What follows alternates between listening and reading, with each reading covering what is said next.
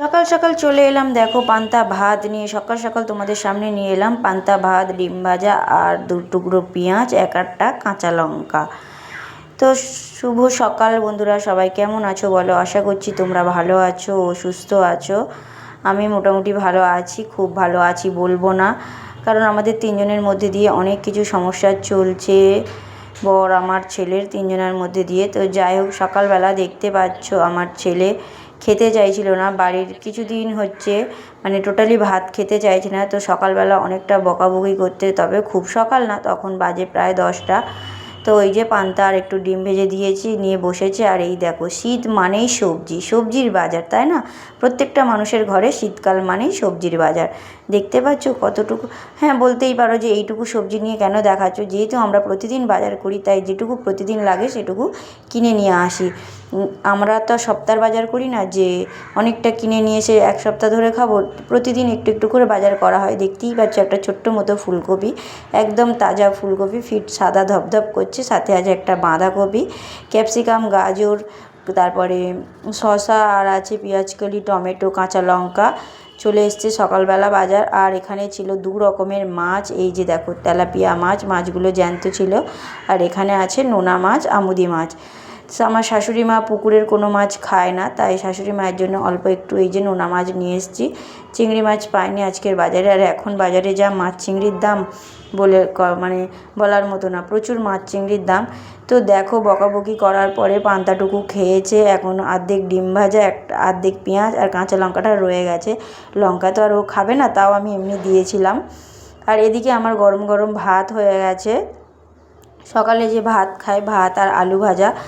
তো বলতেই পারো ছেলেকে কেন ভাত দাওনি, পান্তা দিয়েছো। পান্তা খানিকটা একটু মানে অল্প একটু পান্তা ছিল বলে ওকে আর ওর বাবাকে দেওয়ার জন্য রেখেছি। প্রতিদিনই ভাত খাওয়া হয়, তা আজকের অল্প একটু পান্তা ছিল, সেটা দুই বাপ বেটাকে ভাগ করে দিয়েছি আর কি। আর এদিকে দেখো, তারপরে এই যে আমার ছেলে শাশুড়ি মাকে ফোন করছে, মানে ফোন করে ডেকে নিচ্ছে বাড়িতে এসে খেয়ে যাওয়ার জন্য। ওটাও ডিউটি প্রতিদিন। ও খেতে বসার আগে ওর ঠাকুমাকে ফোন করে, আজকের ওকে আগে দিয়ে দিয়েছি, প্রচুর ঝামেলা করে। তো তারপরে এই যে দেখো, মাছ 2 রকম মাছ কেটে ধুয়ে পরিষ্কার করে ফেলেছি, আর কি বড় বড় মাছই। তারপরে এই যে কিছুটা অল্প একটু জামা কাপড় ছিল, শীতের সময় প্রত্যেকটা মানুষের বেশি বেশি জামা কাপড় পরে, আমারও পরে। তো আজকের অল্প একটু জামা কাপড় পরেছে, সেটা কেচে নিয়ে চলে গেলাম ছাদে। ছাদে দুদিন হচ্ছে ওঠা হয়নি, সেই তোমাদেরকে লাস্ট ভিডিও দিয়েছি সেই। আর অল্প অল্প জামা কাপড় পরছে বলে নিচে মেলে দিই, আর উপরে ওঠা হয় না। চলো উপরে উঠে আগে একটু গাছ কটাকে দেখি। আজকের ওয়েদারটা দেখতে পাচ্ছ কেমন মেঘলা করে আছে। আজকে একদম রোদ ওঠেনি, যেন মনে হচ্ছে যেন আবারও বৃষ্টি হবে। তো যাই হোক, এই গাছটা ঝলমলে রয়েছে। ও মা, বেগুন গাছ তো কেমন যেন নেতিয়ে পড়েছে। মা, বৃষ্টির জল খেয়ে কি এমন হয়ে গেল? অসময়ে বৃষ্টি হয়েছে, সেই জন্য হয়তো গাছগুলোকে কেমন, তাজা তাজা গাছ ছিল, সব গাছগুলো কেমনভাবে নেতিয়ে পড়েছে। দেখে একটু কষ্ট হচ্ছিল যে তাজা তাজা গাছগুলো এইভাবে নেতিয়ে পড়লো। আর এই গাছগুলোতে ফুলে তো ভর্তি হয়েই রয়েছে। মা, টমেটো গাছগুলোও দেখো কী অবস্থা, একেবারে নেতিয়ে পড়েছে, যেন মনে হচ্ছে গাছগুলো এবার মরে যাবে।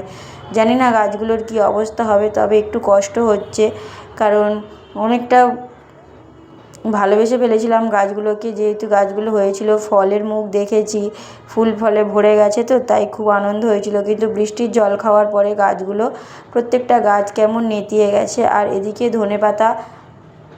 ধনে পাতাগুলো একটু বড় হয়েছে, কিন্তু কেমন লাল লাল মতো হয়ে গেছে। দেখো, তোমরা দেখে বুঝতে পারছো কি জানি না, কিন্তু একটু লালচে লালচে হয়েছে। আর এই যে দেখো, এই ফুল গাছটাতে সেই কুঁড়িটা কবে থেকে দেখছি ছোট ছোট, বেশ ফুলের কুঁড়িটা অনেকটা বড় হয়ে গেছে।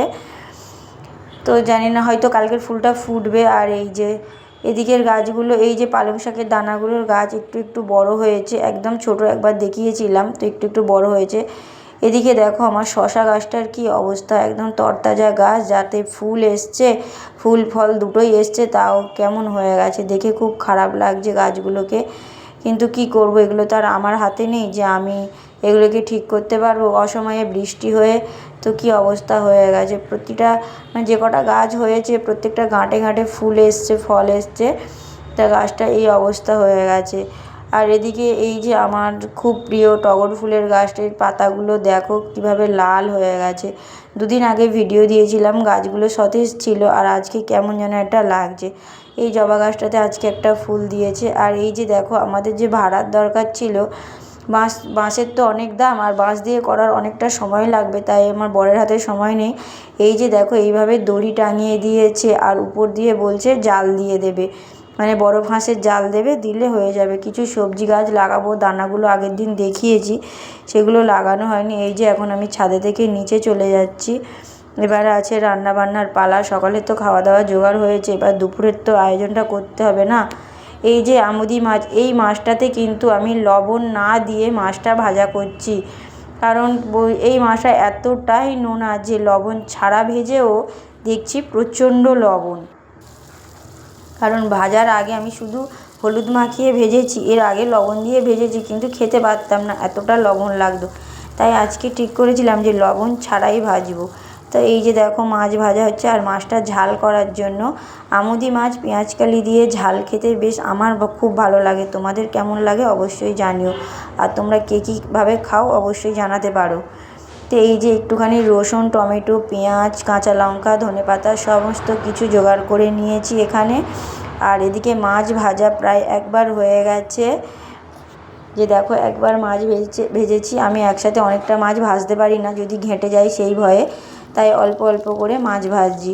এই যে আরও একবার ভাজা চলছে।